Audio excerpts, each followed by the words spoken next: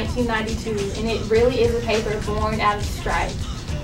At the time the Nubian was founded, there was a lot of unrest on campus between African American students and the general population, and a lot of it had to do with the misrepresentation of black students in campus media. The Nubian, the founding editor, Tony Williamson, he, along with several other friends, they came up with the idea to have a newspaper that represented the black community totally, truthfully, and they made it work. They drove to Durham, to the campus of NC Central, and they funded the early Nubians out of their own pocket. Well, since my position is doing the illustrations and whatnot, I just wanted to showcase my talent to the black community and everyone else who reads the paper. The Nubian has a lot to do with my aspirations of working in education, because so much of what I do is going to be centered around students, and the Nubian caters to what African American students and, I guess, minority groups on campus need.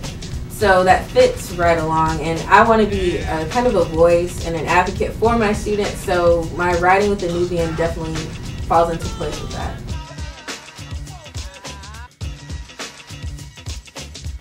I think the purpose of the Nubian Message is to not only be the African American sentinel, but to get news out about the African American community, and to also keep us all connected with each other and with events going on within the community. It's important because there are so many issues that people feel like they know about, but they really don't know about. We feel like we know our history. We don't know our history. We don't know really what's going on because we haven't been taught the real facts about who we are as African Americans, which plays into how we interact with people on this campus. And I think it's really important for us to wake up our fellow students, because if you don't stand for something, you'll fall for anything. There's a deeper reason why Nubian is important to NC State. It doesn't go to compete with Technician, because I work for them also, but it goes to be, I guess, an asset to the campus, because there's many things that happen on campus that are attributed to the African American community that don't get covered. And the Nubian Message is just one that, I guess, takes on a different angle and applies it to African Americans here at State.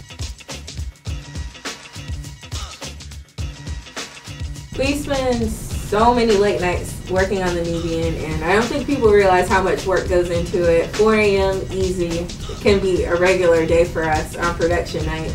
But I think one of I can't really pick a specific moment, but it would just be hanging out with everyone and like the music we listen to, and really just like once we see the paper and what our baby is turned into after all this like blood, sweat, and tears, it's amazing. Basically coming to the meetings and being with these great people, and they're pretty much my primary audience because they get to view the drawings first. Definitely, I think the Nubian Message makes a really good effort to try to incorporate news that's not just about the African American community. They incorporate a lot of things that happen on NC State's campus, a lot of things that are relevant to all students, not just African American ones. When I took on the role of editor at Nubian, I saw the paper being something that, more than anything, was sustainable. Last year, when we first began, the paper was not that. We lacked writers, we lacked photographers, and we didn't really know anything about design, and there wasn't a lot of continuity. And this year, I think we've branded ourselves, and we've made it into something that a year from now, 2 years from now, will still be here. I feel most proud that I joined the staff last year because I came at a right time. Like, I feel like we all came at a really good time for the paper, just because we had the tools and we had the members to take it where it needed to go at the right time. So I feel really proud that I joined this staff and that I'm surrounded by a group of people who understand what it means to be conscious and what it means to really try to spread that consciousness to other people.